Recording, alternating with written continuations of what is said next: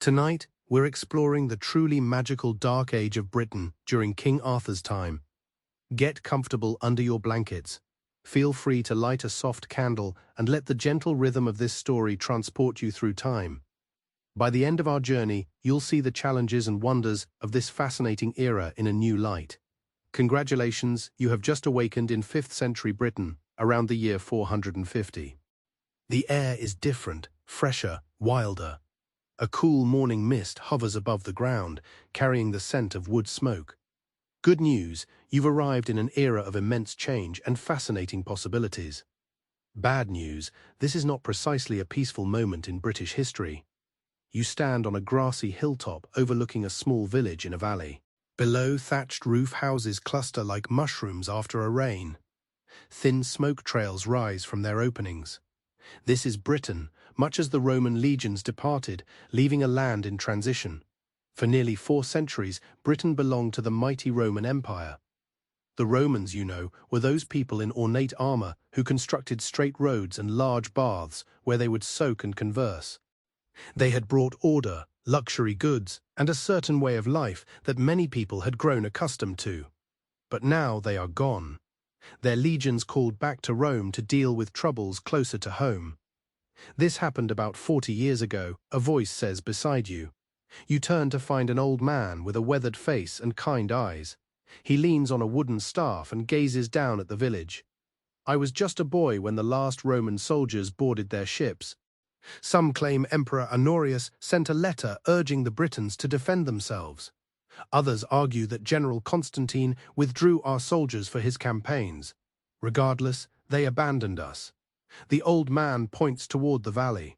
The positive is that we remain here, still living, cultivating food and raising our children. The negative is that without the Roman legions, others have arrived seeking our lands. From this hilltop, the landscape is divided into small fields, bounded by low stone walls. Sheep graze the hillsides, and in some fields, people work the land with simple tools. The scene is peaceful, yet there is a palpable tension, like the air before a storm. When asked, the old man chuckles and reveals himself. I am Caddoc, a former stonemason, who worked on the Roman buildings in the town of Corinium. I am now just an old man who recalls the bygone days. Caddoc invites you to accompany him to the village. As you descend the gentle slope, he recounts how life has transformed since the Romans departed. We still utilize some of their ancient structures, naturally. Why erect new ones when perfectly sound walls remain?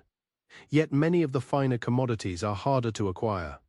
The pottery from Gaul, the olive oil from Hispania, the exquisite glass vessels, those trading vessels no longer arrive with the same frequency as before. As you enter the village, you immediately notice how different it is from the Roman towns that once dominated Britain. Gone are the straight, gridded streets, the stone buildings with their red-tiled roofs, the forums and the baths. Instead, this village appears more organic, with round or rectangular houses arranged in family groupings.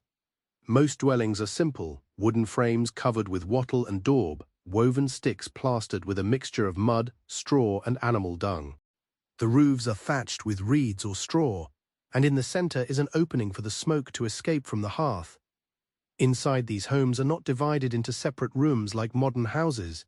Instead, each house is basically one large room where the family lives, cooks, eats, and sleeps together. Come, come, says Caddoc, beckoning you toward one of the larger houses in the village center.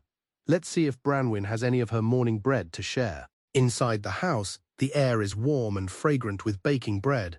The floor is packed earth, and a small fire burns in a stone-lined pit at the center. Smoke drifts lazily toward a hole in the thatched roof. Simple wooden benches and shelves line the walls, holding pottery, wooden bowls, and tools. A woman with graying hair in a long braid looks up from tending the fire. This is Branwen, the village's most respected healer and midwife. Her eyes crinkled with welcome as she saw Caddoc, and she gestured for you both to sit on the benches by the fire.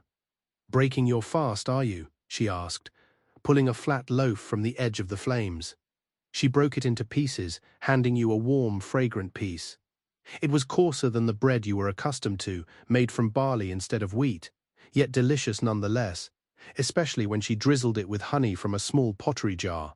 Our visitor has travelled from afar, Caddoc tells Branwen, who nods as if the arrival of strangers from distant times is not unusual. Then you'll want to know how we live, she says, settling beside you. It is simple but good. Our life here, we grow our barley and our vegetables. We raise sheep for wool and meat and keep some cattle. The forest provides us with game, honey, berries and nuts in their seasons. She wears a simple deep blue woolen dress, a cloak pinned at the shoulder with a bronze brooch, and a leather cord bearing a small cross around her neck, evidence that Christianity has taken root in Britain during the Roman era. She remarks that the old ways and the new flow together, like streams joining a river, noting your gaze at her cross. Some follow Christ, others honor the old gods, and many practice a blend to ensure safety. As you eat, more villagers approach, curious about the newcomer. They are similarly dressed to Branwen. Men in simple tunics and breeches, women in long dresses, their clothing made of wool or linen, often dyed with natural colors from plants, blues, greens, yellows, and reds. Most wear leather shoes or boots, though some children remain barefoot. A young man named Garand proudly recounts his work as a blacksmith. I learned from my father, who learned from his. He states that the skill of working iron is precious. While we cannot replicate the fine items the Romans once introduced, I can forge a good blade or repair a broken plough. You notice that despite the Romans' departure, their influence remains. Some villagers use Latin words mixed with their British Celtic language. The pottery, though cruder than Roman wares, still displays some Roman style. When Branwen treats a child's cut finger, her healing knowledge combines traditional wisdom and Roman medical understanding. As morning advances, you assist the villagers with their daily chores. You join women grinding grain between round stones to make flour. You observe men repairing the thatch on a roof, working with practiced efficiency.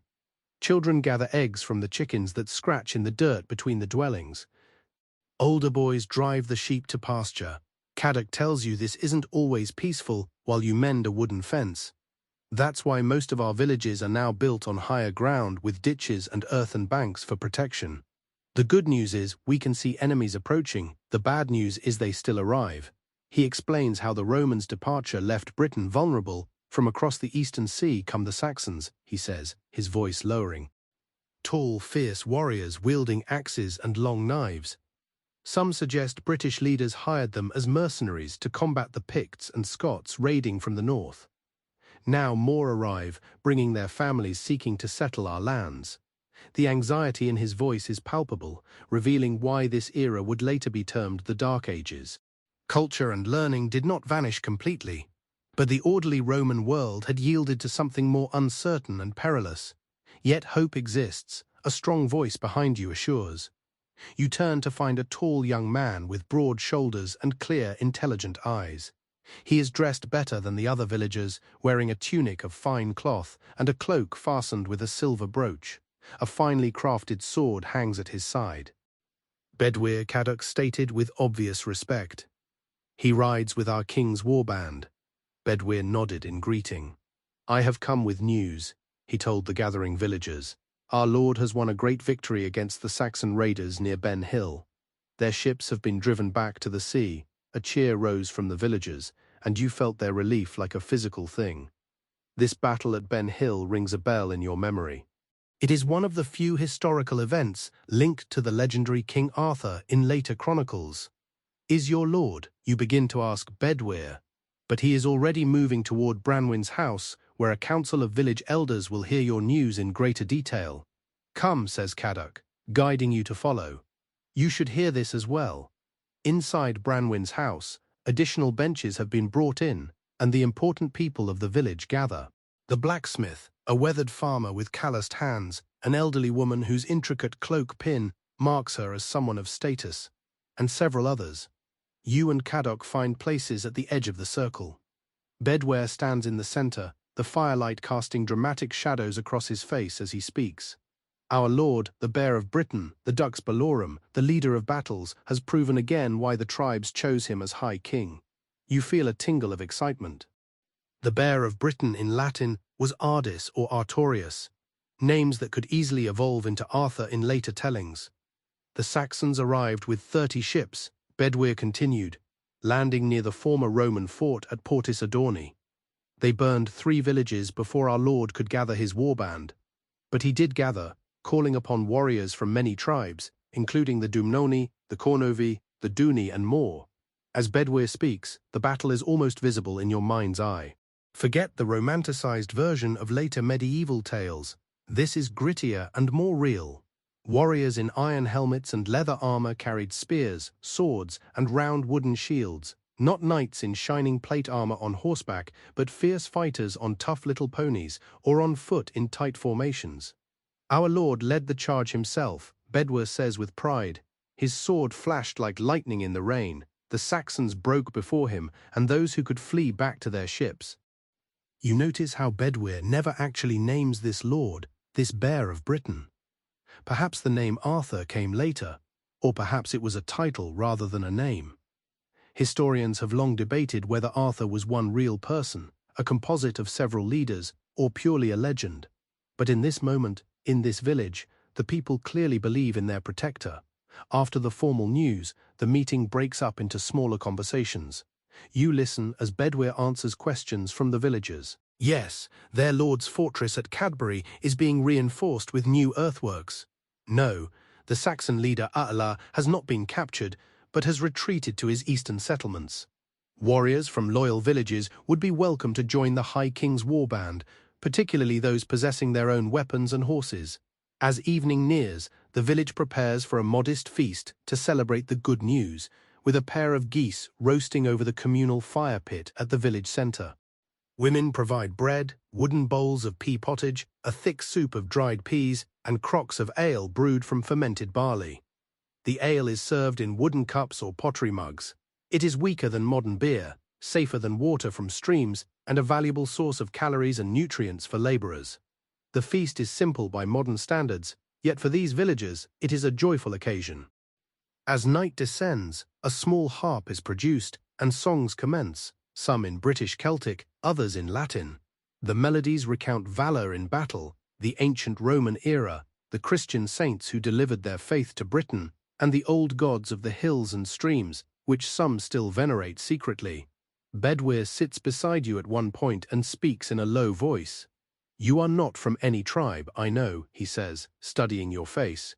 Your speech is strange, your manner different. Yet Caddoc vouches for you, and he is wise. You ask him more about his lord, this possible Arthur figure, trying not to appear too eager or too knowledgeable about a future where this leader would become legendary. My lord is a man of both worlds, Bedwyr says thoughtfully. His grandfather was Roman, a cavalry commander. His mother's people were of the old royal line of the Dubani tribe. He was educated by Christian monks, but honors the old ways too. He describes a leader who unified many British tribes to resist Saxon incursions. He is not a king by traditional bloodright, but gained authority through wisdom in council and courage in battle. He seeks advice from numerous sources, warriors, Christian priests, and the old druids who preserve ancient knowledge. You inquire about Camelot, the Round Table of Knights, Merlin the Wizard, and the elements of Arthurian legend that evolved over the centuries. Bedwyr looks puzzled by these questions. My lord holds his court at the old hill fort at Cadbury, he says. It is a strong place with new walls of earth and timber reinforcing the ancient ramparts. As for a round table, he laughs. Our lord insists that tribal leaders meet in a circle so no one can claim precedence. Is that what you mean? Merlin Bedwyr's expression grows more serious. There is a wise man who advises my lord Murden. He is called some things. Some say he is a Christian monk who studied in Rome. Others whisper he is one of the old druids.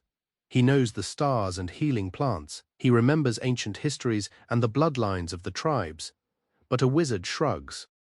The priests would deem such talk sinful. As evening deepens, the celebration grows quieter.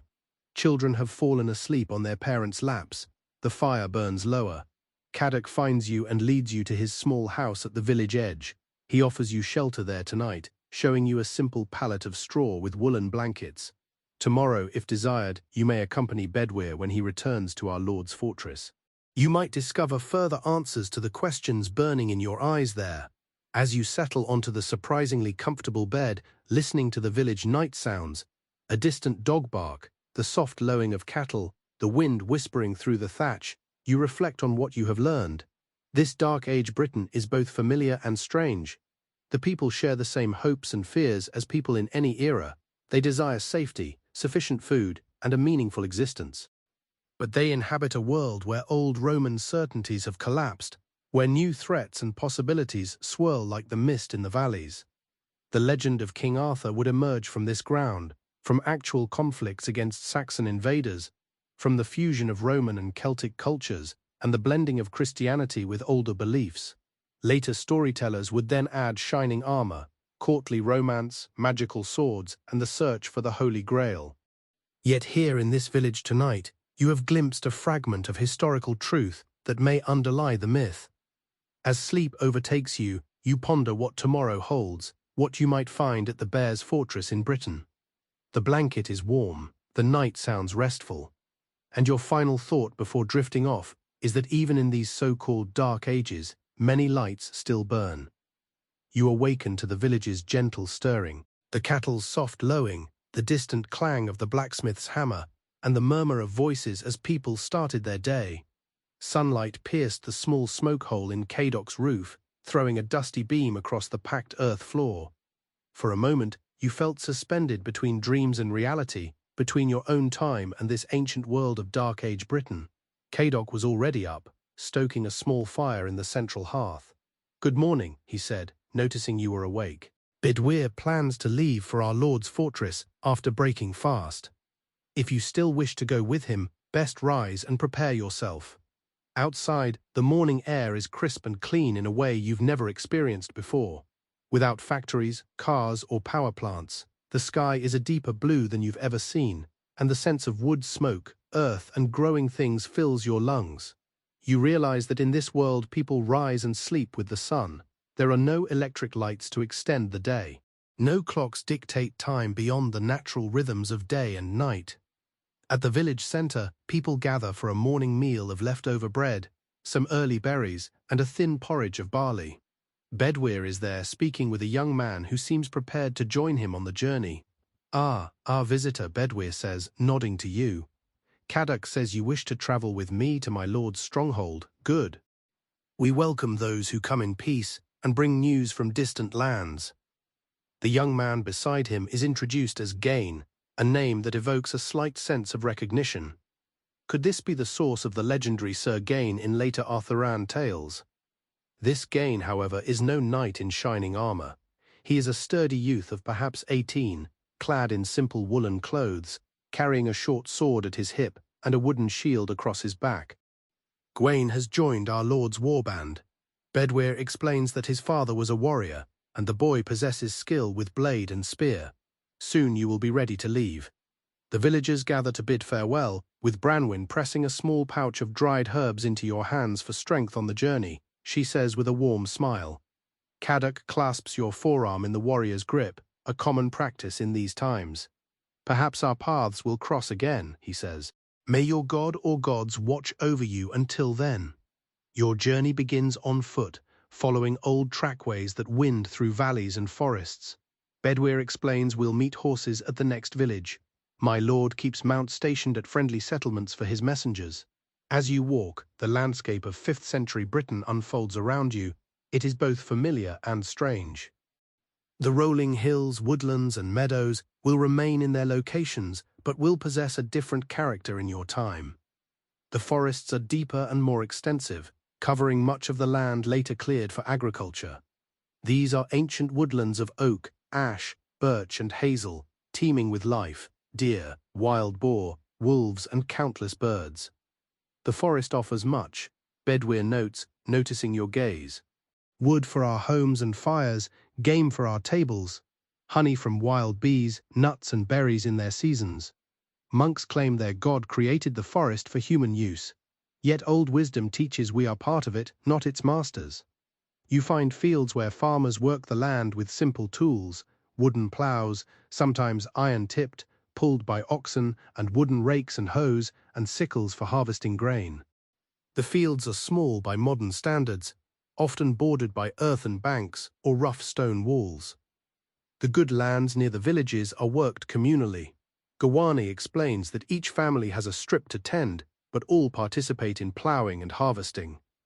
The crops differ from modern farms, featuring barley, some wheat, as well as spelt, rye and oats. Between the planted fields are areas where livestock graze, mostly sheep and some cattle, which are smaller than modern breeds. At midday, you stop by a clear stream to rest and eat some of the provisions. Branwyn packed, hard bread, dried meat, and a small clay pot of honey. While eating, Bedware points out plants along the stream bank. He says that the one there, water mint, is good for stomach ailments, and the one with white flowers is meadow sweet. The healers use them for fevers and aches. My lord's advisor, Murden, knows all the plants and their uses. Some call him a magician for his knowledge, but he claims it is merely the old wisdom passed down through generations.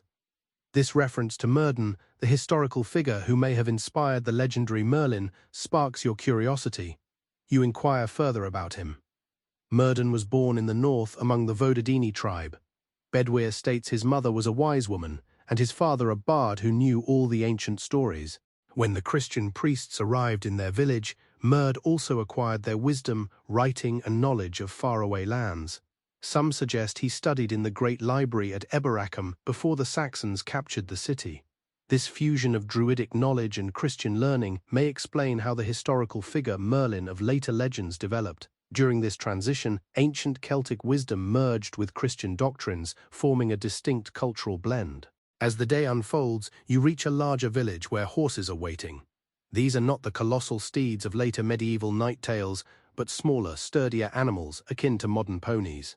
They are sure-footed and resilient, perfectly adapted to the rugged landscape of 5th century Britain. Mounted, you travel faster along what was once a Roman road. Although neglected for decades, the Roman construction remains robust, with sections of the road still navigable.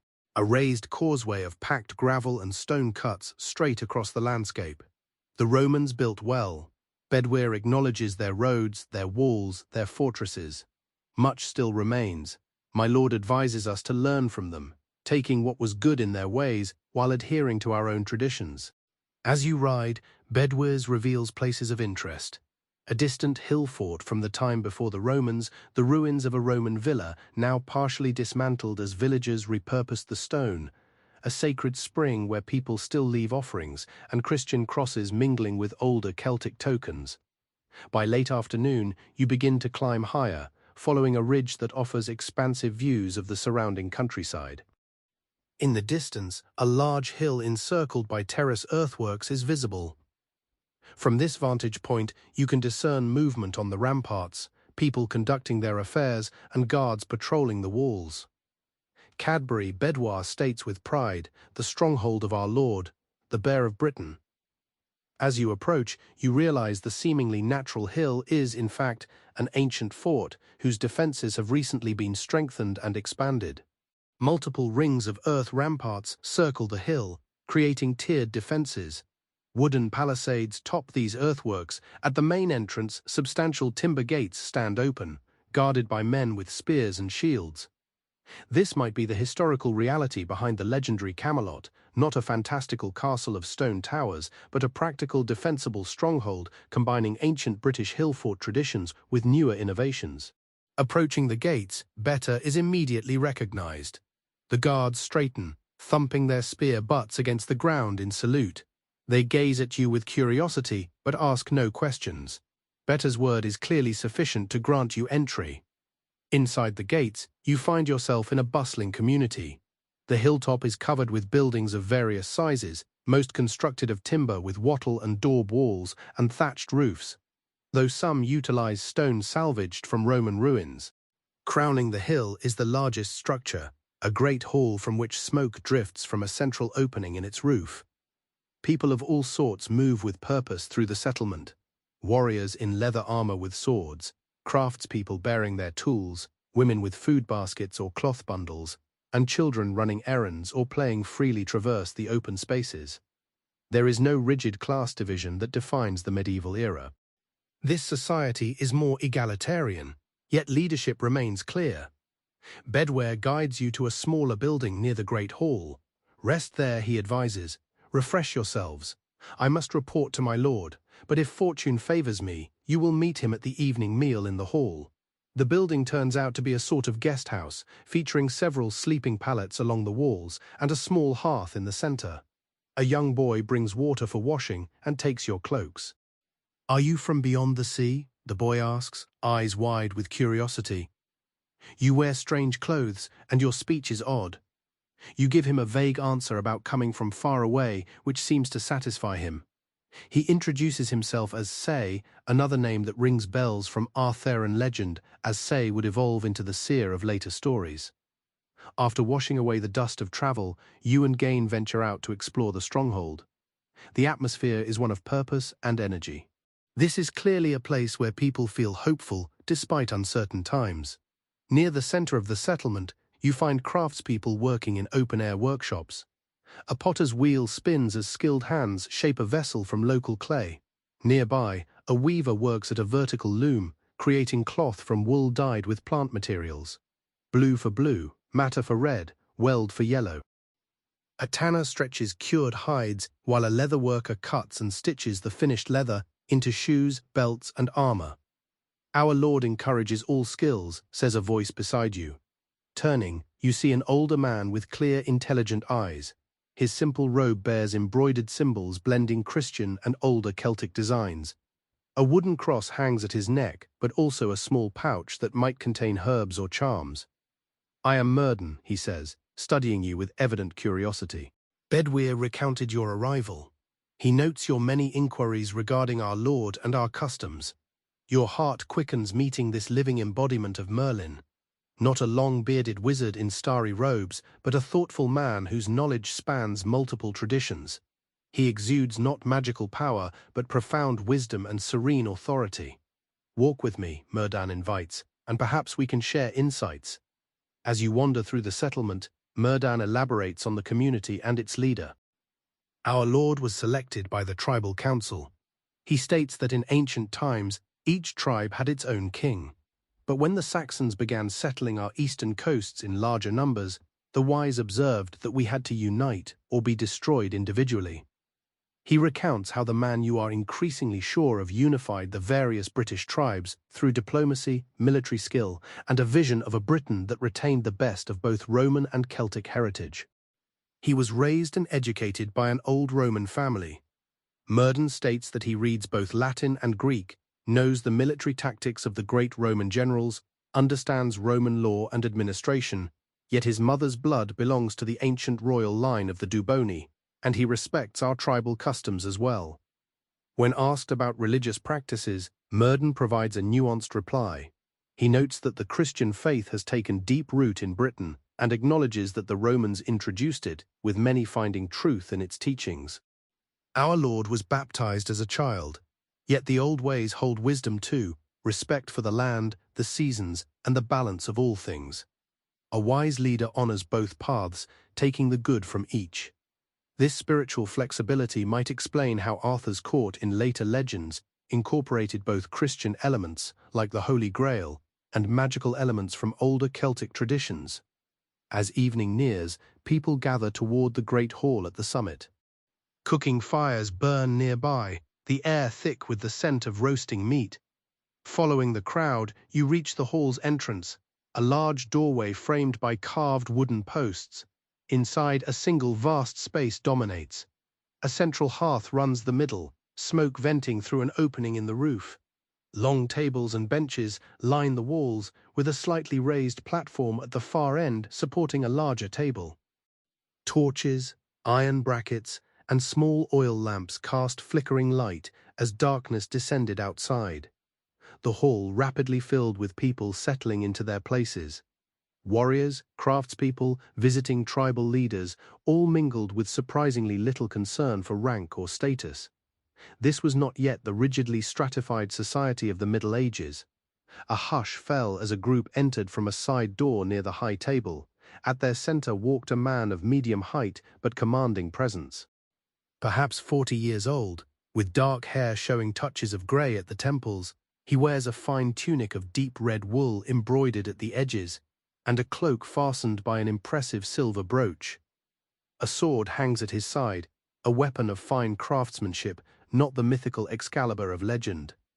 As this man takes his place at the center of the high table, Bedwyr appears beside you. "Come," he says. "Our Lord wishes to meet you." Your heart pounding, you follow Bedwyr to the high table.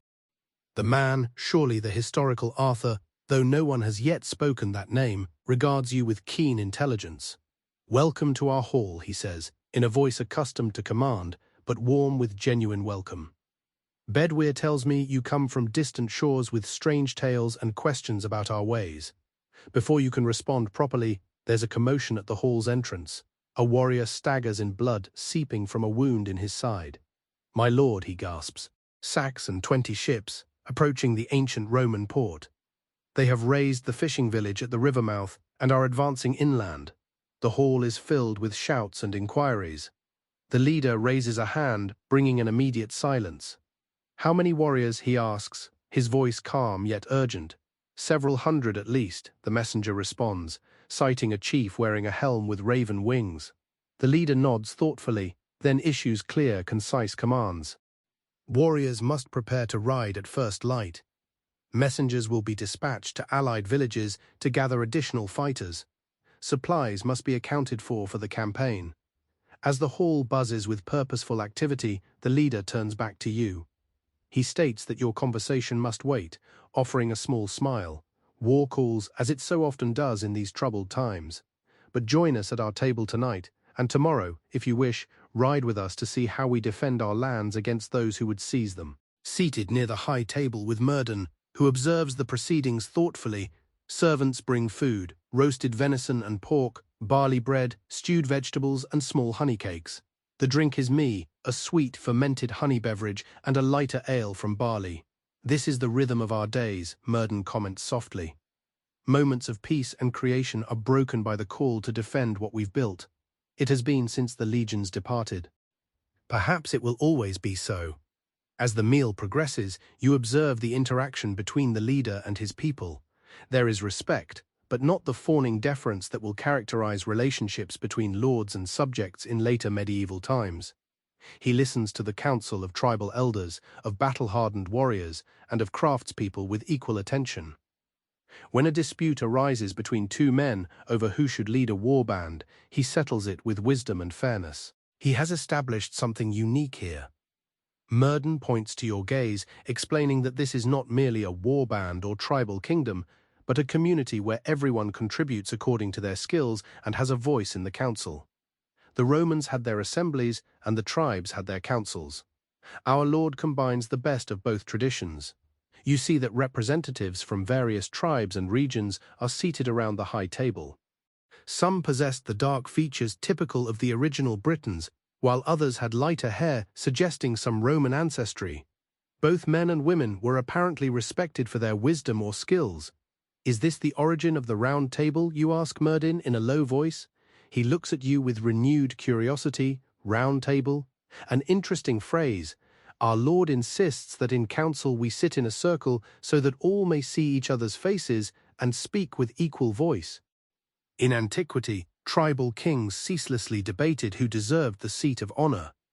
Our Lord declared that in his council, true honor is achieved through wisdom and courage, not by lineage. This practical system of tribal governance appears to have evolved through centuries of law into the legendary Round Table of Arthurian romance. Following the feast, warriors congregate in smaller groups to prepare for the next campaign, sharpening blades or mending leather armor. Others whisper low about tactics and past conflicts. Some seek quiet time with loved ones before leaving. You are drawn to a small group near the settlement's edge where Bedwyr instructs younger fighters, including Gain. By a small firelight, he demonstrates sword techniques with practiced grace. The Saxon fights with fury and strength, he explains, charging forward with his shield and striking with his long knife. But fury can be turned against itself. The disciplined warrior steps aside, allows the charge to pass, and then strikes. He demonstrates fluid movement, moving past Gain's practiced lunge and lightly tapping him on the back.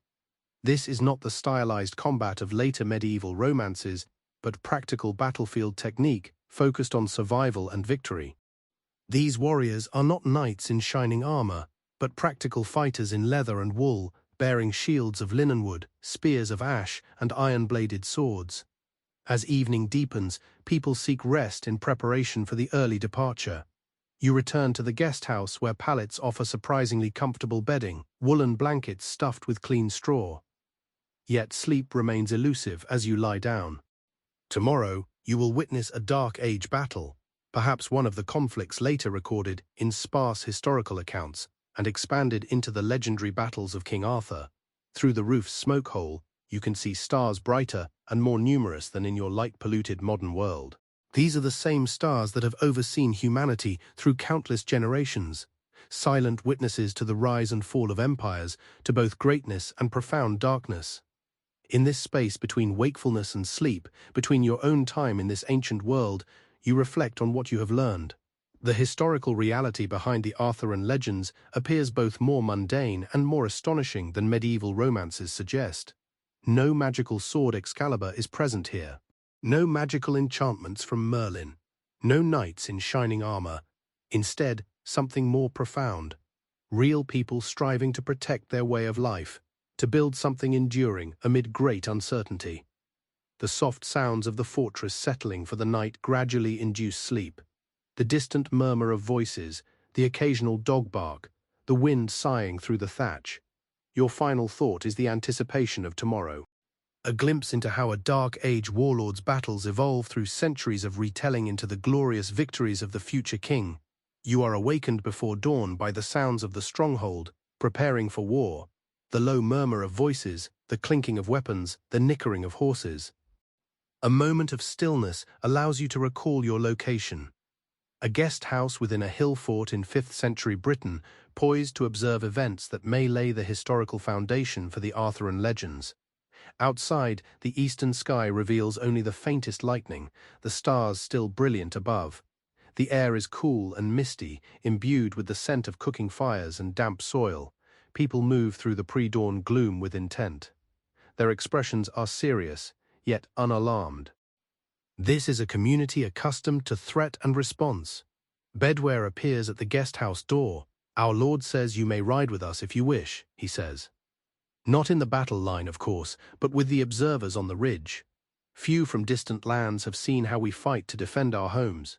You agree readily, curious to witness history unfolding before your eyes. Bedware nods and gestures toward a small cook fire where people are gathering to break their fast. "Eat," he advises. "We face a long journey, and no one knows when we will next have leisure for food." The pre-battle meal is simple, yet hearty. Barley porridge sweetened with honey, hard bread, and smoked meat strips. A woman moves among the warriors with a large pottery jug, pouring thin ale into wooden cups. This morning drink is not for intoxication, but for calories and liquid, vital for men about to engage in battle. As you eat, you watch the warband prepare. These are not the knights of later medieval romance, but rather resemble the Celtic warriors of earlier eras, incorporating elements of Roman military discipline. Some are clad in leather armor, reinforced with metal plates. Others wear mail shirts, adorned with thousands of interlocked iron rings that provide good defense against slashing weapons. Most wear iron helmets, many clearly repurposed from ancient Roman designs. Their weaponry consists of practical and lethal implements: iron-bladed spears with ash shafts, swords of diverse designs, small throwing javelins, and round shields fashioned from wood covered in leather or linen. Some also carry bows, though these seem to be hunting tools adapted for military use, not the specialized war bows of later eras. Observing these Dark Age warriors reveals elements that would eventually evolve into the heavily armored knights of later Arthurian tales. Yet the reality here is more pragmatic, grounded in survival necessities. The leader, potentially the historical Arthur, exits the great hall already arrayed for combat in a mail shirt that dulls in the emerging light. His helmet lacks a crown, but features a bronze band around the rim. His sword hangs at his side in a leather scabbard reinforced with bronze fittings. It is not the magical Excalibur of legend, but clearly a weapon of excellent craftsmanship. He moves among his warriors, briefly speaking with various group leaders and checking preparations with the calm efficiency of an experienced commander. You notice the warriors straighten when he approaches, eager for his approval, yet not in fear. He leads through respect, not terror. Murden stands nearby, observing the preparations with thoughtful eyes. Unlike the wizardly Merlin of later tales, he wears no magical robes, but simple wool garments adorned with embroidered symbols. A leather satchel hangs at his side, likely holding healing herbs. "Will you join us on the campaign?" you ask him. Murden nods. "I will go where our Lord goes," he replies. "My knowledge of herbs can mend wounds, and sometimes my counsel aids in understanding our foes." "And you," Bedwyr says, "you will observe from the ridge." Upon your confirmation, Murden studies you with those penetrating eyes. Good. Watch closely then. What you witness today is not merely men fighting men, it is the convergence of different worlds, distinct visions for what these islands may become. Soon the warband will be mounted and ready to depart. Approximately 300 warriors, some mounted and others on foot, were organized not in rigid formations, but in clusters defined by tribal ties or kinship. These groups had trained, fought, and developed mutual trust amidst the chaos of battle. You ride forth from the stronghold gates, a sturdy pony guiding you through a small group of non-combatants. Tribal elders valued for their counsel, a young monk serving as scribe, and several messengers tasked with relaying battle news to allied settlements. As the sun rises, it burns off the morning mist, revealing a vista of rolling hills, ancient forests, and small cultivated fields. The column proceeds at a constant speed, tracing ancient paths that snake across the landscape. An elder named Geraint, a weathered man, explains that if the Saxons intend to move inland, they must cross there at the river crossing near the former Roman port. Our Lord plans to meet them at the ford. The strategy is sound. Instead of letting the invaders push further into British territory, the defenders will meet them at a natural choke point where the Saxons' numbers will be less advantageous. As you ride, Garin shares his knowledge of the Saxons. They come from the eastern sea, he says, pointing toward the distant coast. Their homeland is cold and often flooded, so they seek new lands. Some were invited as mercenaries generations ago to help defend against the Picts and Scots from the north, but more arrived bringing families seeking to settle. He describes Saxon culture as distinct from the Romano-British, more tribal and less influenced by Roman ways. They have their own gods and customs, he explains. Some adopt our ways and live peacefully alongside us, but others he gestures toward the horizon, where you are headed. Others arrive armed with fire and swords, seizing whatever they desire. By noon your group has traveled a great distance. The landscape has shifted, growing flatter as you near the river valley. In the distance, a thin column of smoke rises, perhaps evidence of the village the messenger spoke of being burned. The warband halts to rest briefly in a sheltered valley. Food is then distributed, more hard bread, dried meat, and some early summer berries collected along the way. The warriors finalize their equipment checks, murmuring in low tones about the imminent battle. You notice the young GA sitting somewhat apart, his face serious as he sharpened his sword with practiced movements. Approaching him, you saw a mixture of excitement and fear in his eyes, natural emotions for anyone facing a major battle. "I keep thinking of my father," Gorn remarked as you sat beside him. "He died fighting the Saxons 3 summers ago. He taught me the sword when I could lift one. I hope," he pauses, swallowing hard. "I hope I bring honor to his memory today." Throughout the journey, you've observed how this society views warfare. It is not the romanticized chivalric combat of later Arthurian tales, nor is it viewed as glorious. Instead, it is seen as a grim necessity, a duty to protect home and family. Warriors earn respect, not for killing, but for preserving their communities through courage and skill. The respite ends too fast, and soon you resume your ride with heightened urgency.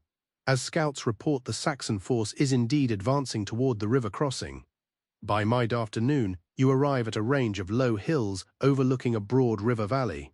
The river shines in the sunlight, a silver ribbon weaving through green meadows.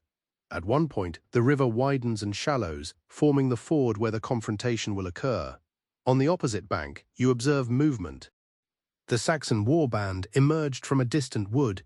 Even from here, their distinctive appearance is discernible. Many have long blonde hair and beards, carrying shields painted with fearsome designs, armed with spears, long knives, axes, the Sikhs that gave them their name, and throwing axes. Bedwyr leads your group of observers to a hilltop position with a clear view of the ford but safely away from the potential fighting. Stay here, he instructs. You will witness all that occurs, but remain safe from stray arrows or flanking attacks. From this position, you observe the British force deploying with impressive discipline. The leader, this proto-Arthur figure, carefully positions his warriors. Spearmen form a shield wall near the ford, creating a bristling barrier of points. Behind them, sword fighters await to exploit any gap. On the flanks, mounted warriors prepare to sweep around and attack from the sides should the opportunity arise. Murden stands beside you on the hilltop, his eyes narrowed as he studies the deployment. He comments that our Lord learned much from old Roman manuals of war, yet he adapts their teachings to our weapons, terrain, and enemies. That is his genius. As the Saxon force approaches the opposite bank, you witness something unexpected. Instead of attacking immediately, the British leader rides forward with only a small honor guard and raises his hand in a gesture for parley. Following some visible discussion among the Saxon leaders, one of them, a tall figure in a helm adorned with raven wings, steps forward with his guards. The two leaders meet in the shallows of the ford, water swirling around their horses' legs. Though you are too far away to hear their words, you can see them speak for some time, gestures occasionally punctuating their conversation. What are they doing? You ask Murden. Our Lord always offers peace before war, the advisor explains. He offers the Saxon leader land east of the river if they will settle peacefully and acknowledge his overlordship. Some accept such terms. Not all Saxons come for bloodshed alone. Many seek only land for their families.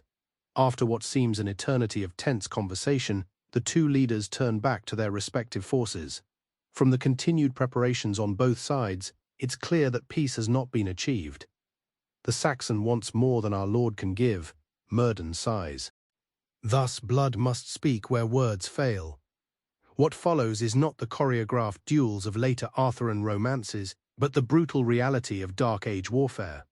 The Saxons advance across the ford in a wedge formation, shields interlocked, voices chanting rhythmically across the valley. The British spear wall holds fast, forming a hedge of iron points. From your vantage, the battle appears as a living tapestry, terrible yet grimly fascinating as a historical moment. The initial clash sends ripples through both forces. Lives are lost on both sides. The ford's waters turn red. For a while, the Saxon wedge seems poised to breach the British centre through sheer momentum and mass. Then you see the British leader, this historical Arthur, move his mounted warriors in a sweeping arc to strike the Saxon formation from the flank. The maneuver works brilliantly. Caught between the spear wall to their front and mounted warriors on their flank, the Saxon formation begins to crumble. Individual combats break out across the ford and on both banks. Warriors grappling in the mud, the clang of weapons carrying clearly in the afternoon air. Through it all, you can track the British leader by his distinctive helmet and the banner carried nearby. A red dragon, you realize a symbol that will feature prominently in later Arthurian legends. He fights not from a safe distance, but in the thick of combat, his sword rising and falling, his shield turning aside Sax's blows. He leads from the front, Garant says beside you, pride evident in his voice. This is why men follow him, not due to his birth or riches, but because he never compels others to risk themselves. He spares himself. The tide of the battle turns decisively when the Saxon leader bearing the raven-winged helm falls in single combat against the British commander. Though details are obscured from this distance, a great cry rises from the British fighters, and the Saxon formation dissolves into a fighting retreat. Not all invaders flee. A significant group lays down arms and kneels in surrender. This contrasts with how later medieval tales depict such conflicts. In the harsh realities of Dark Age survival, capturing capable prisoners who might become settlers under your rule was often more valuable than slaughtering foes. As the fighting ceased, leaving the ford and its approaches strewn with fallen warriors from both sides, you witnessed the aftermath of the Dark Age battle, a scene rarely shown in later romantic tales. The wounded were gathered by comrades. Healers, including Murden, moved among them, applying herbal poultices, binding wounds, and sometimes performing the grim task of ending unalleviated suffering. You observe the British leader interacting with his wounded men, speaking among themselves and clasping hands or shoulders in recognition of their sacrifice. He extends similar respect to wounded Saxon prisoners, ensuring they receive care alongside his own men. This compassion toward defeated enemies may explain how, in later centuries, Arthur would be remembered not merely as a successful warlord, but as an example of noble kingship. As evening falls, a temporary camp is set up on the British side of the ford. Fires are lit, warding off any renewed attack for centuries. The dead are gathered for burial. British warriors are to be returned to their home settlements to receive proper rites. Saxons and the dead shall be buried in a common grave, according to the rituals their surviving countrymen deem appropriate. You are permitted to join Murden, intending to the wounded, applying his knowledge of herbal medicine. His methods combine practical Roman medical knowledge with older Celtic healing traditions. For pain, he utilizes willow bark extracts, a natural source of the compound found in modern aspirin. To prevent wound infection, he applies poultices of garlic, honey, and specific molds, practices that prefigure modern antibiotic treatments. Murden notes that the Romans understood much about healing, but our own wise women and healers also preserved older knowledge. Both traditions hold value. As Murden worked, he often murmured sounds that resembled prayers or charms, some invoking Christ as a healer, others seeming older, perhaps addressed to Celtic deities of healing like Brigantia. This blend of traditions characterized the transitional nature of Dark Age Britain. As darkness descended completely, you joined a small gathering around one of the fires.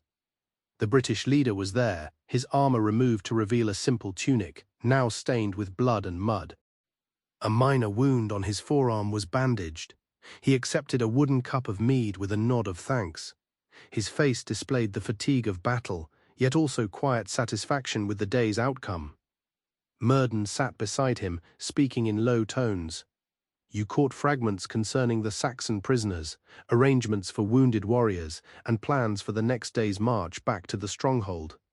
This was not mystical counsel from wizard to king, but the practical advice of an experienced advisor to a military leader. As they noticed your proximity, the leader gestured for you to join them. "Come, traveler," he said, "sit and warm yourself. This has been a hard day, but a good one for our people." Settling beside the fire, you were struck by the man's presence. He was neither the mythical figure of later romances nor a simple barbarian warlord. Instead, you see someone educated in Roman traditions, yet deeply tied to his British tribal roots. A leader striving to preserve valuable aspects of the past while adapting to the harsh new realities of a post-Roman world. When you carefully inquire about his background, confirming what you've heard elsewhere, he nods. "My grandfather was a Roman officer," he explains.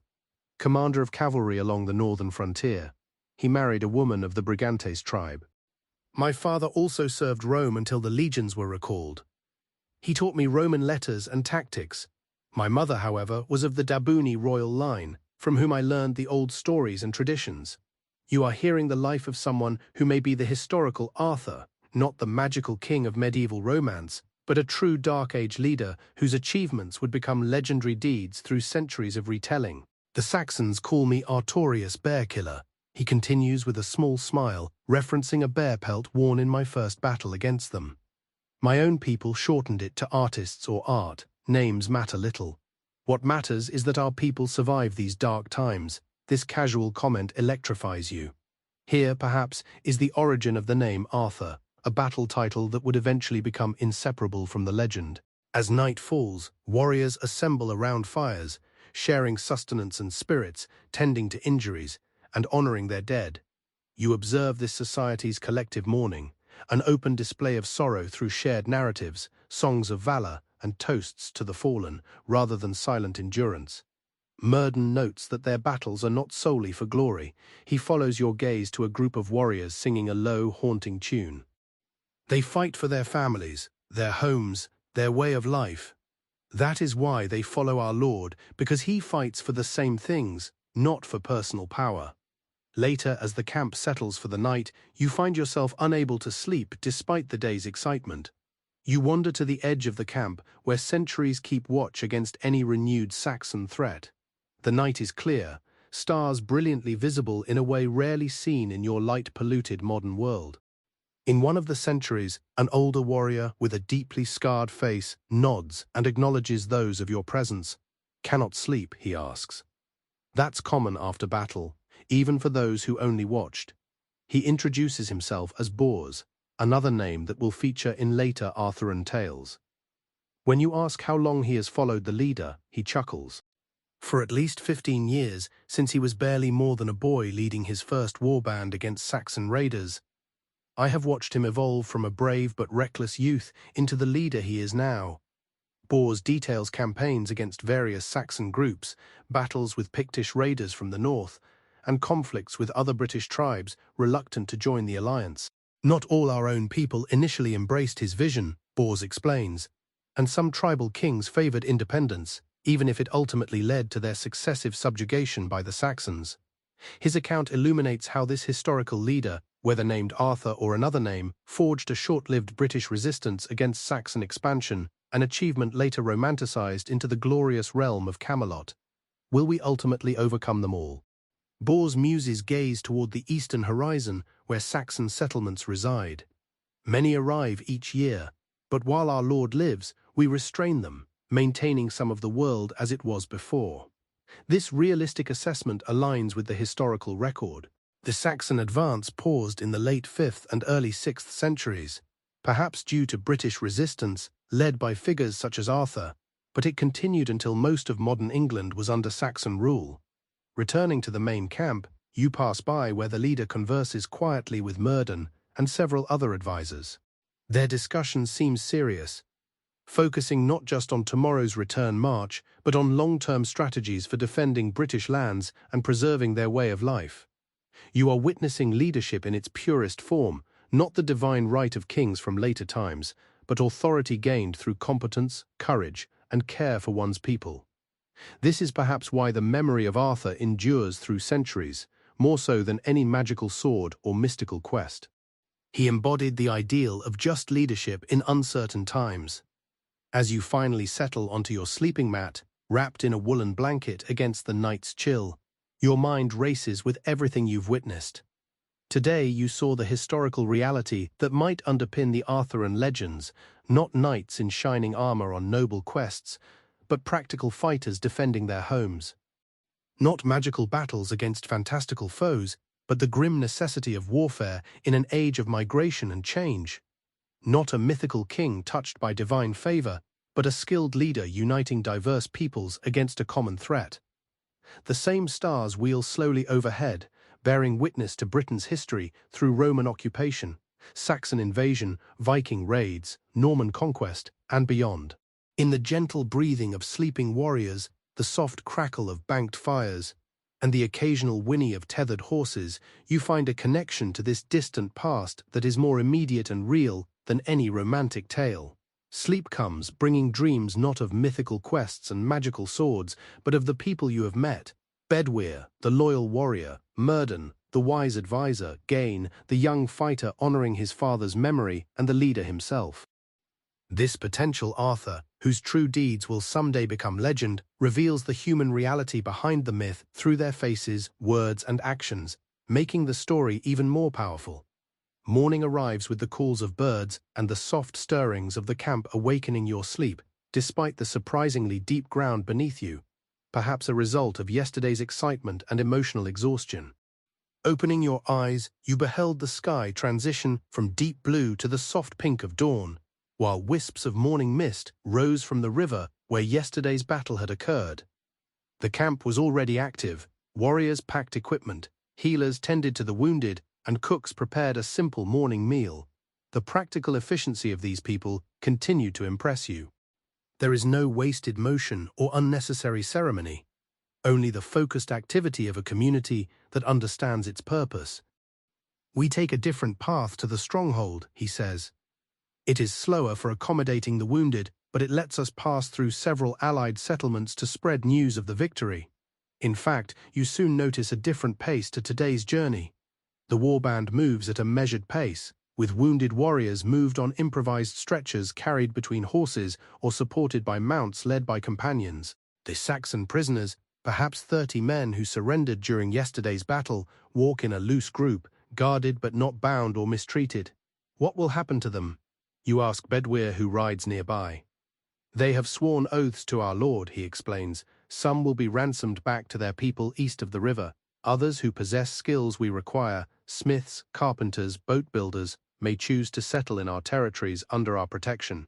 This pragmatic method toward former adversaries mirrors the mutable state of Dark Age society, where practical pacts and the demand for capable personnel frequently superseded ethnic lines. It illuminates how, across generations, Saxon and British populations progressively merged in certain areas. As the morning progresses, the leaders are seen continually dispatching scouts ahead and to the sides. Bedwyr clarifies that Saxons are not our sole focus when discussing this watchfulness. Some British tribes to the west remain hostile to our lord's authority, and outlaws and bandits constantly prey on travelers. By midday, your group approaches a small settlement nestled in a sheltered valley. Unlike the village you first visited, this one features more substantial defenses, a ditch and earthen bank topped with a wooden palisade. The gates are open, however, and people stream out to greet the returning warriors. News of the victory reached you, likely via swift riders dispatched overnight. A joyous welcome greets you. Women and children embrace the returning fighters, elders nod in approval, and the settlement's leaders formally greet the man you now know, possibly the historical Arthur. The column pauses here for several hours, permitting the wounded to rest and everyone to enjoy a proper meal.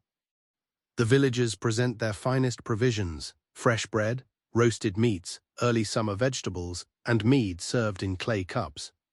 Though modest by modern metrics, this meal signifies considerable generosity from a people living near subsistence. During this pause, one observes how knowledge disseminates in a society lacking print or mass media. The leader addresses the village elders formally, relaying a factual report of the battle.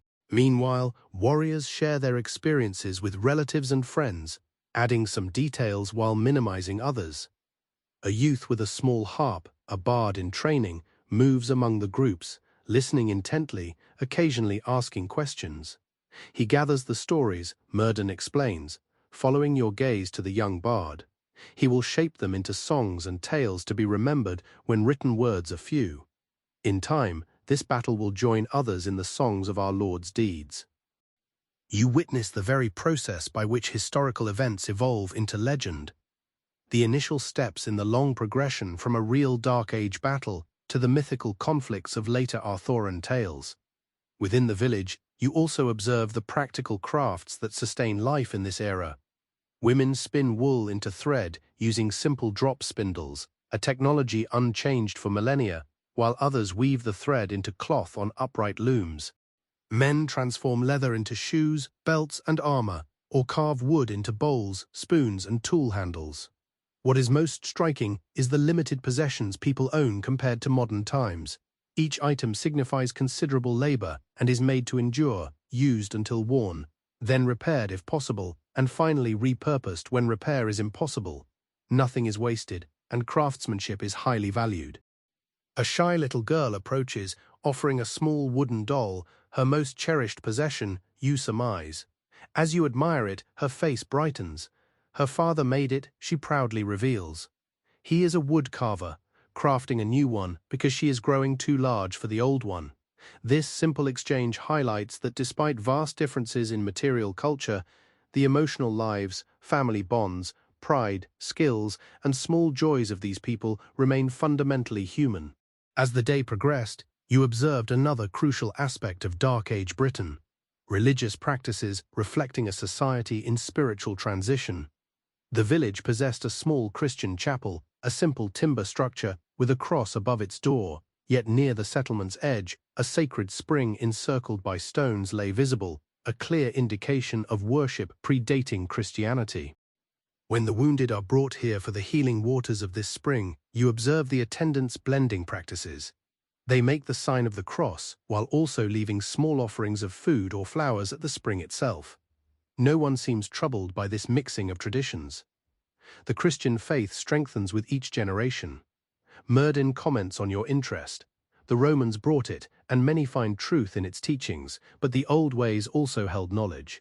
The restorative energies of specific locations, the cycle of the seasons, and the equilibrium of all life. A wise person respects both ways. This spiritual adaptability illuminates how elements of older Celtic beliefs, magical springs, enchanted terrains, and supernatural entities later merged with Christian concepts in Arthurian tales. By mid-afternoon, your group is prepared to proceed with the journey. The leader thanked the village elders for their hospitality, promising to send them iron tools and salt, valuable commodities, as a token of appreciation. As the column reformed, you noticed that several village youths had joined the warband, eagerly embracing the opportunity to travel to the main stronghold and perhaps become warriors themselves. The afternoon's travel explores diverse scenery, open meadows where sheep graze, ancient forests, and sometimes the remnants of Roman villas or way stations. Their stones are either reclaimed by nature or repurposed for simpler structures. Many Roman constructions remain across our land: bedwear notes, roads, bridges, walls, buildings. We utilize what is available, yet much of their knowledge has been lost. Our smiths cannot forge steel of equal quality. Our masons lack such precision in cutting stone, our potters cannot fashion such fine wares. This feeling of living amidst the remnants of a more sophisticated civilization explains the nostalgic quality that would later infuse Arthurian legends, the sense of a lost golden age, a declining civilization striving to preserve former glories. As evening nears, the column reaches another allied settlement, one built directly on the foundations of an abandoned Roman fort. The square outline of the ancient Roman walls remains visible, though the present wooden palisade follows only a portion of the original perimeter. Amidst Dark Age buildings, mostly timber and thatch, the stone remnants of Roman structures stand nearby.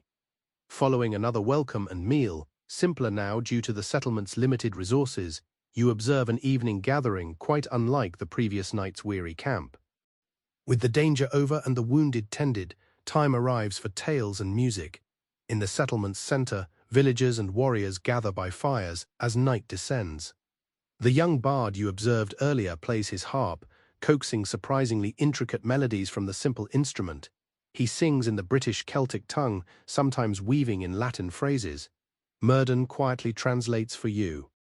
He recounts past battles and great leaders who defended our lands against invaders.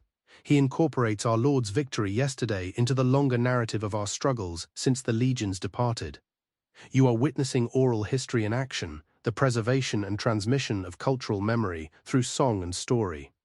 This tradition eventually preserves the memory of leaders like Artorius long after their deaths, gradually turning historical events into the legendary tales of the Arthurian cycle. Later, the leader addresses the community not as a remote king pronouncing edicts, but as a first among equals, sharing plans and seeking input. He outlines his plan to defend the river frontier from further Saxon attacks, utilizing this settlement to establish scouts and messengers for an early warning system. He frankly admits they cannot match the Saxons numerically.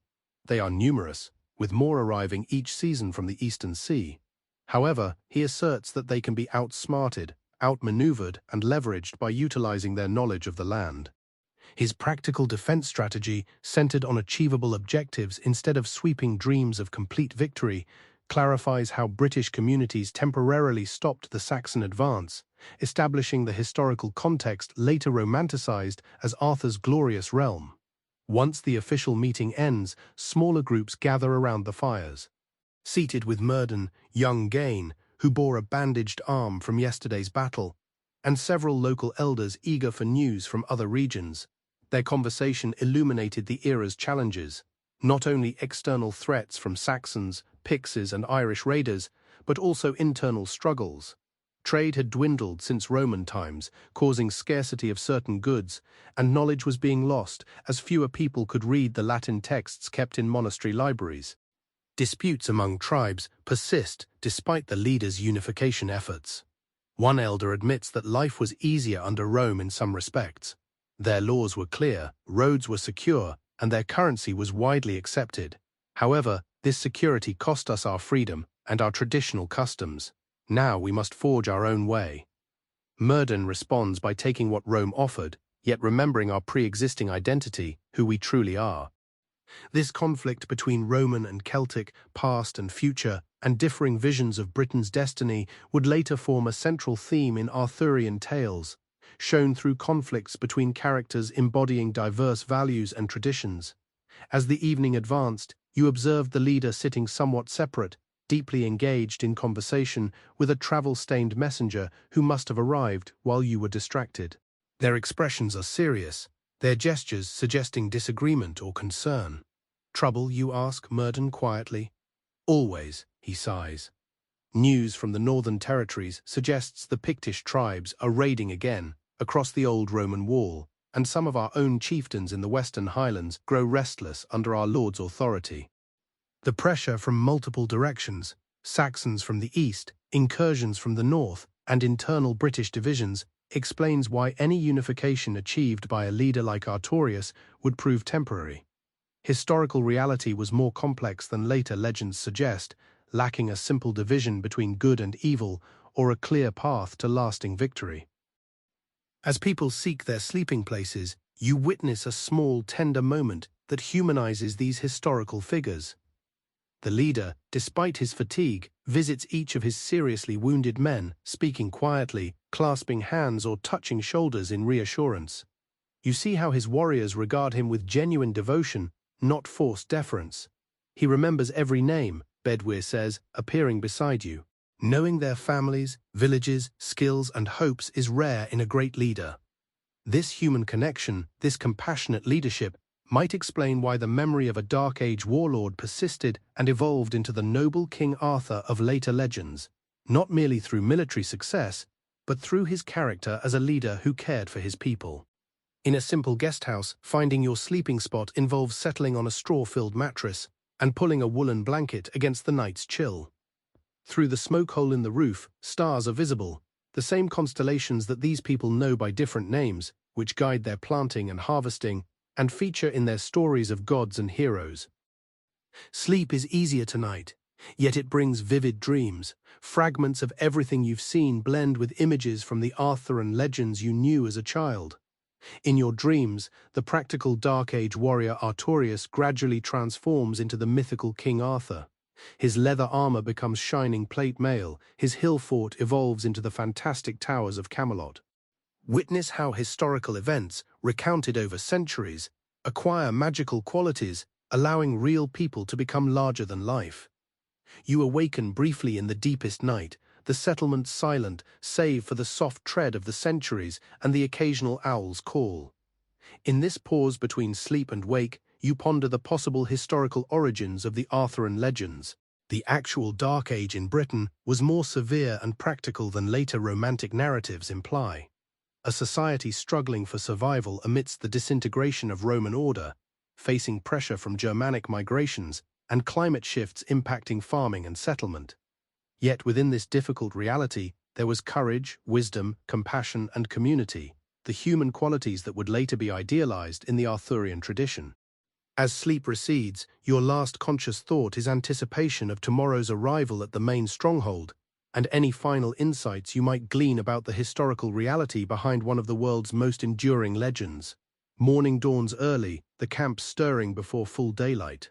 After a simple breakfast, the column forms for the final leg of the journey back to the hill fort stronghold that might be the historical core of legendary Camelot. Writing beside Bedwyr as the sun climbs higher, you ask him about the leader's background, hoping to understand more about how a real Dark Age warrior could evolve in cultural memory to become the mythical King Arthur. His father was a war leader before him, Bedwyr explains, commanding cavalry for the last Roman governors, then leading our defense after the legions withdrew. He taught our Lord Roman tactics, Roman ideas of law and governance. His mother belonged to the ancient royal lineage of the Duni tribe, who were guardians of ancient stories and customs. Our Lord draws power from both traditions. This dual heritage, Roman and Celtic, would define the Arthur figure in later legends, symbolizing the fusion of various cultural influences in post-Roman Britain. As you ride through the morning, you pass small farms and hamlets where people stop their labor to raise hands in greeting to the returning warband. Observing the land, you see fields divided into strips, plowed with simple tools drawn by oxen, and planted with barley, wheat, oats, and vegetables, mostly subsistence farming, where communities produce what they need with little surplus for trade. Near midday, you crest a hill and glimpse the distant stronghold, the concentric earthworks, wooden palisades, and the great hall atop the summit. After days of travel and battle, the sight clearly lifts the spirits of the returning warriors. The final approach to the stronghold is marked by ceremony. Sentries on the outer walls spot the column and sound horns to alert the community. People stream from the gates to welcome the returning fighters. And as you enter the settlement, you're swept into a scene of joyous reunion. Families embrace returning warriors. Children dart between adults, excitedly asking about the battle. Elders approved of the victory. The wounded were gently guided to healing houses, and the Saxon prisoners were led to quarters where they would remain pending judgment. Amidst this, you watched the leader, Artorius, the potential historical Arthur, move among his people with inherent authority, his command balanced by sincere connection. He was not defined by regal displays or pampered deference. His leadership stems from earned respect, not inherited privilege. As the initial excitement fades, practicalities dominate. A council is summoned in the Great Hall to deliberate the battle's implications, the Saxon prisoners' fate, and frontier security strategies. You are invited to attend, perhaps as a courtesy to a guest who shared in the campaign's perils. Within the Great Hall, a large fire blazes in the central hearth, smoke escaping through a hole in the thatched roof. The leader is seated not on an ornate throne, but on a plain wooden chair raised on a small platform. Gathered around him are representatives of various communities and interests, tribal elders, war leaders, craft masters, and several women whose presence denotes respect and authority. This assembly, you see, may be the historical genesis from which the legendary Round Table would emerge. It is not an official knightly order, but a council where diverse viewpoints were listened to and esteemed. The talks are practical and straightforward. Updates are provided concerning Saxon migrations in other regions. Provisions are assigned for rebuilding the village that burned near the river. Plans are devised for incorporating those Saxon captives who seek settlement under British rule. Throughout, decision-making balances democratic and hierarchical structures. The leader holds final authority, but pursues consensus by genuinely considering contrary views. This blend of strong leadership and collaborative governance explains why the Arthur figure was later remembered as both a powerful king and the head of an equal fellowship. As the council assigns tasks and solidifies plans, you reflect on your time in this dark age. Beyond the romantic Arthurian legends of later centuries, you have glimpsed a more complex, compelling reality, a society in transition, fighting for survival while attempting to preserve what was valuable from its dual Roman and Celtic heritage. The true achievement of leaders like historical Artorius was not establishing a realm of chivalry and magic, but something more profound, holding together a fragmented world, preserving knowledge and culture that might have otherwise been lost, and enabling their communities to adapt and survive through exceptionally challenging times. This, you believe, is the true future leader, not a mythical figure returning from Avalon, but humanity's lasting ability to lead with courage and compassion during great uncertainty. That legacy resides not in magical artifacts or quests, but in the everyday bravery of people confronting change and difficulty with determination and hope. Once the council breaks up, you receive an unexpected invitation. Mean's demeanor was warm, yet somehow more formal than before. Our Lord requests a private audience. He has inquiries concerning your homeland, your journey, and your purpose here. You follow Mean to a smaller building next to the Great Hall, likely the leader's private chambers. Unlike the common areas you have seen, this room displays signs of personal use. A simple wooden table holds scrolls and writing tools. Evidence suggests that literacy, though rare, has not entirely disappeared in this post-Roman world. Herbs hang drying from the rafters, filling the air with their fragrance. A fine wool tapestry depicting a hunting scene adds both decoration and insulation to one wall. The man you recognize as the historical Arthur Artorius, the Bear of Britain, sits beside a small fire, his expression thoughtful. He gestures for you to join him on a bench, while Murden remains standing nearby. For a moment, silence falls. The only sounds are the fire's soft crackle and faint voices from beyond. You have journeyed with us, witnessed our battles, heard our counsels, the leader finally states. Still you remain unknown, stranger. Your attire, your speech, your knowledge of things you shouldn't possess, and the inquiries you pose about matters few dare to question, all mark you. His tone is not blame, but rather curiosity, even deference. This is an invitation to share leader to leader across a gulf of understanding that spans beyond culture or language. With careful words, mindful not to disrupt history further than your presence already has, you explain that you come from a distant time, drawn by curiosity about this pivotal age when the old Roman order was fading and something new was taking shape. You spoke of a great leader who united Britain against the Saxon invaders in your time, stories that have evolved over centuries. Instead of rejecting this amazing claim, Artorius listens with remarkable openness. Perhaps in an age where the natural and supernatural are fluid, and Christian miracles coexist with older magical beliefs, the notion of a traveler from the future is not entirely implausible. And these stories of this leader, he finally asks, what do they say of him? What kind of man do they claim he was? You hesitate, wondering how much to reveal. Finally you speak of a just king who united warring factions, who fought to preserve civilization against barbarian threats, who gathered the best and bravest around him in common purpose. Artorius listens intently, occasionally exchanging glances with Murden. When you finish, he is silent for a long moment, gazing into the fire. Stories change in the telling, he says finally. Deeds grow greater. Men become more than men. The everyday transforms into the miraculous. It is the way of things. Murden nods. Bards must make their songs memorable, their tales compelling. Few would gather for mundane struggles, broken tools, leaking roofs, endless diplomacy with quarrelsome chieftains. Thus the sword becomes magical, victory complete, the leader more perfect than any mortal man. Their acceptance of how history becomes legend carries no bitterness, only a pragmatic grasp of how memory and storytelling function.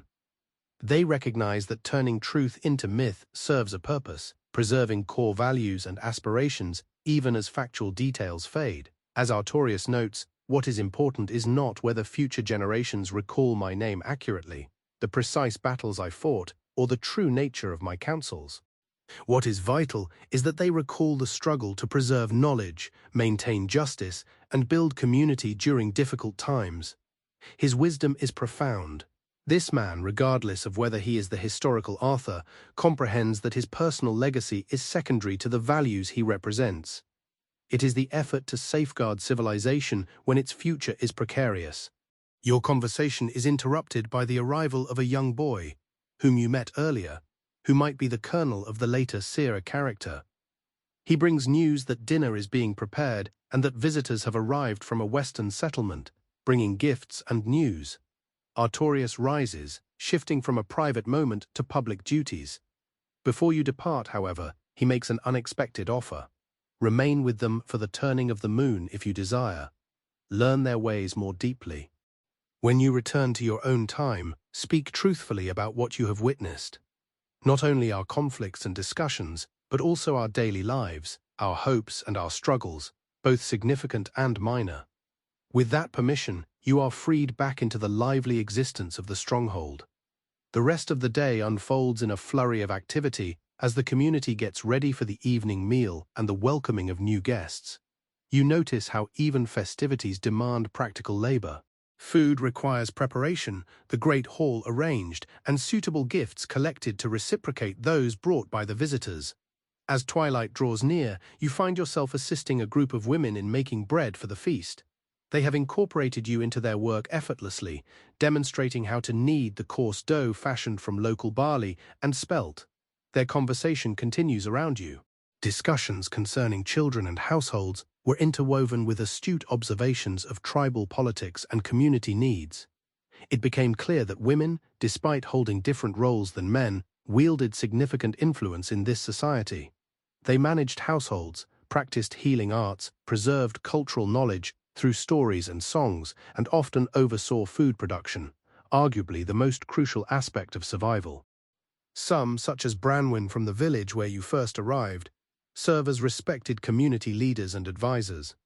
This more balanced gender dynamic helps explain why women in Arthurian legends, like Morgan Le Fay, the Lady of the Lake, play such significant roles unlike the often marginalized female characters in other medieval tales.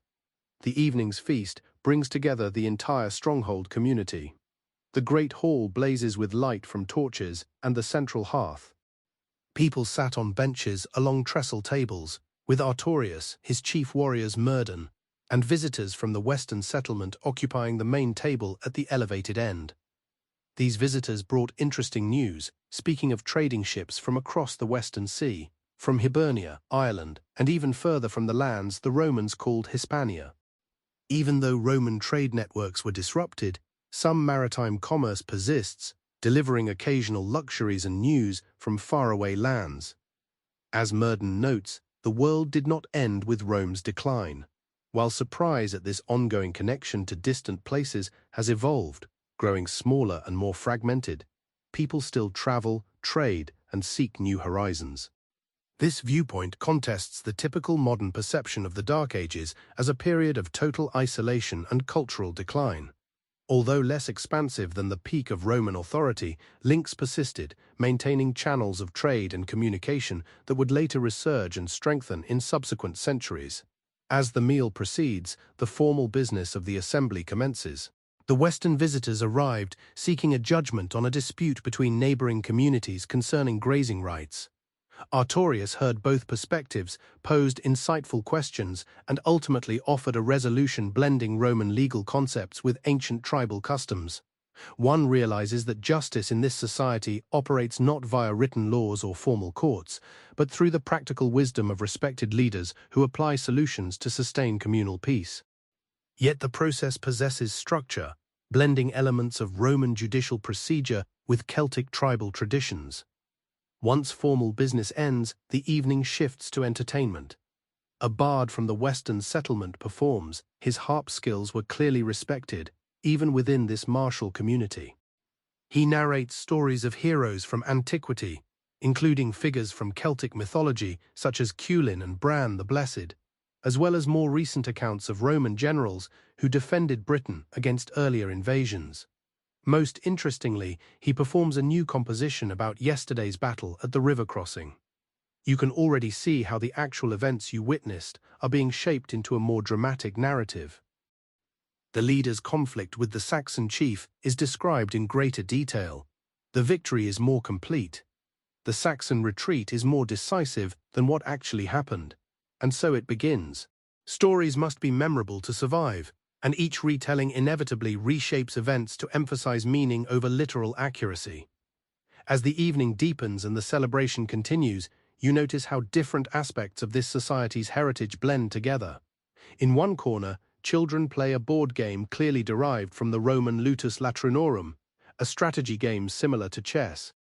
Nearby, warriors engaged in boasts and arm wrestling matches, a practice familiar to their Celtic ancestors long before Rome arrived. The food mirrored this cultural blend, featuring dishes that combined Roman culinary techniques with local ingredients, adapting Mediterranean flavors to British resources. Even their clothing demonstrated this mixing of traditions.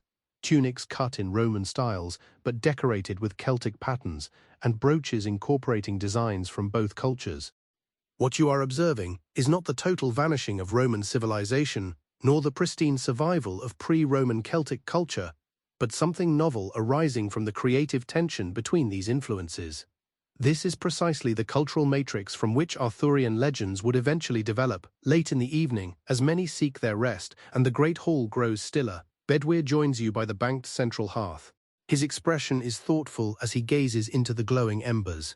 "Murden tells me you may be leaving us soon," he says, "returning to your distant home." When you acknowledge this, he nods slowly.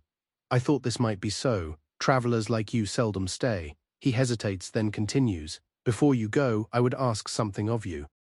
Remember us as we truly were, not flawless song heroes, nor ignorant savages devoid of wisdom, but people striving to maintain what is vital while navigating a changing world." His request strikes a chord within you. This warrior, perhaps the progenitor of the legendary Surbir, cares not for personal fame or the remembrance of his actions, but for the genuine depiction of his entire community, their struggles, their values, their humanity. In your time, Bedwyr continues. Do people still face such challenges? The need to preserve knowledge while embracing necessary change, the struggle to build unity from diversity, the defense of community against those who would destroy rather than create. His questions strike at the heart of human experience across all eras. You understand that despite vast differences in material culture and specific historical contexts, the core challenges confronting Bedwyr's society echo those of your own era. These struggles are perpetual, you tell him frankly. The manifestations shift, the threats and possibilities evolve, yet the fundamental human struggles persist. Rather than discouraging him, this response offers solace. Then perhaps our efforts here matter beyond our own time, he says. Perhaps by facing our challenges with courage and wisdom, we speak across the centuries to those who will face their own trials. This perspective, that human struggles and triumphs form a continuous thread connecting past, present, and future, offers a deeper understanding of why Arthurian legends have remained powerful for so long. They address timeless human concerns, offering not only entertainment but wisdom on leadership, community, and purpose that transcends specific historical context.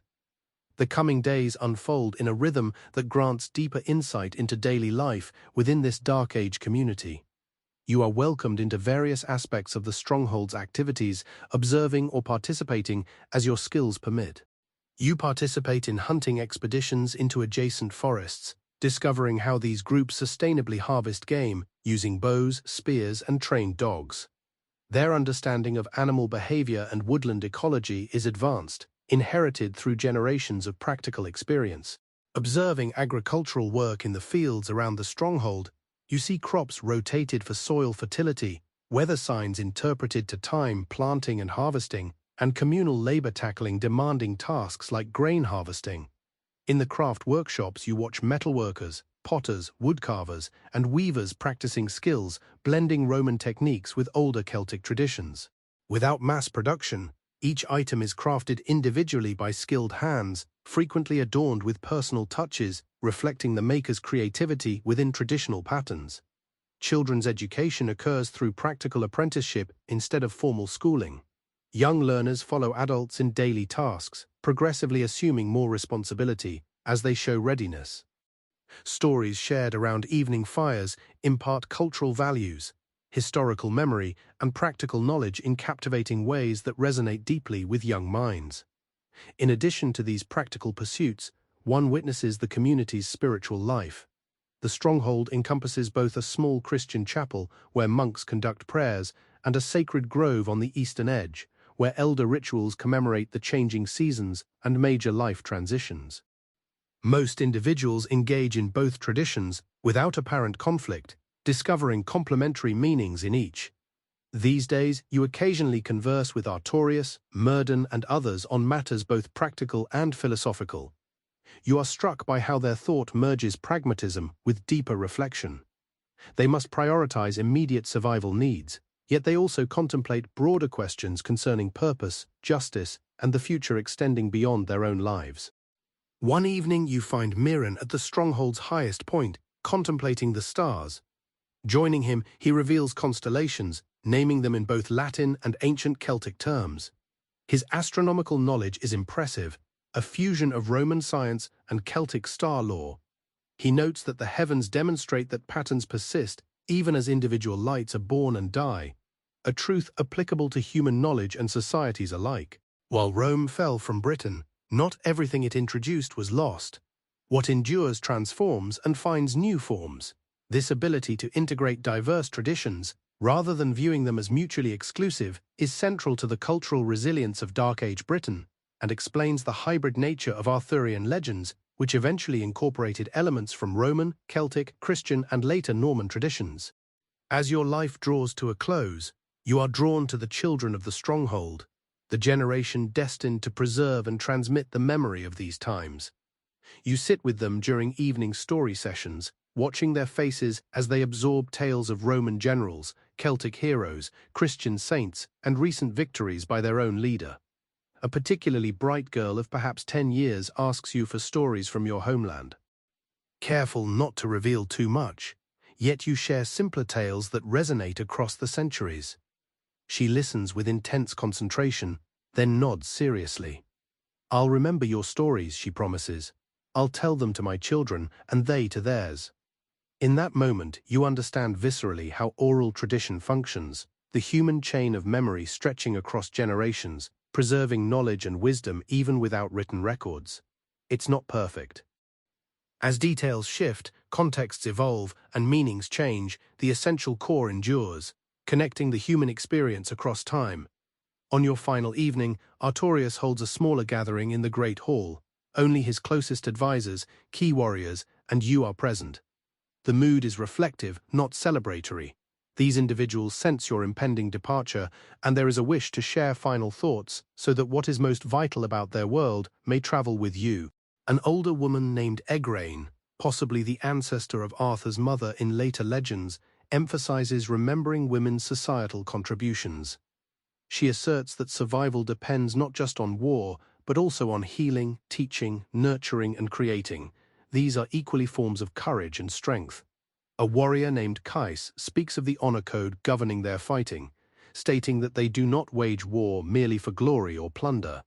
He insists, we fight to protect what cannot protect itself.